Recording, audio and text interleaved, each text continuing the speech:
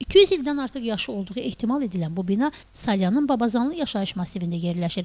Vaxtilə Salyan rayonunda onlarla yerli əhəmiyyətli tarixi binalar olub. Lakin onların əksəriyyəti baxımsız qaldığından dağılıb, məhv edilib. Rayonda yeganə 200 yaşlı bina var ki, o da məhv olmaq təhlükə qarşısında qalıb. Zamanında bina öz əzəmətli görkəmi, arxitekturası ilə yaşayış masivinə gözəllik verib.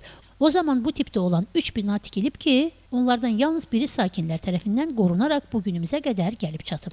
Gördüyümüz bu bina Salyanda ən qədim tarixi binadır.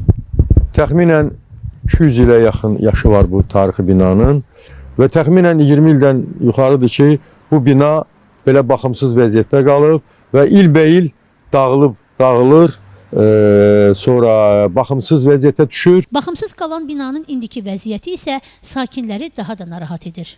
Sakinlər deyir ki, əgər bu tarixi bina qorunub saxlanılmasa, gələcəkdə məhv olmaq təhlükəsi qarşısında qalacaq. Məsələ ilə bağlı Gözdən Əlillər Cəmiyyəti ilə əlaqə saxladıq.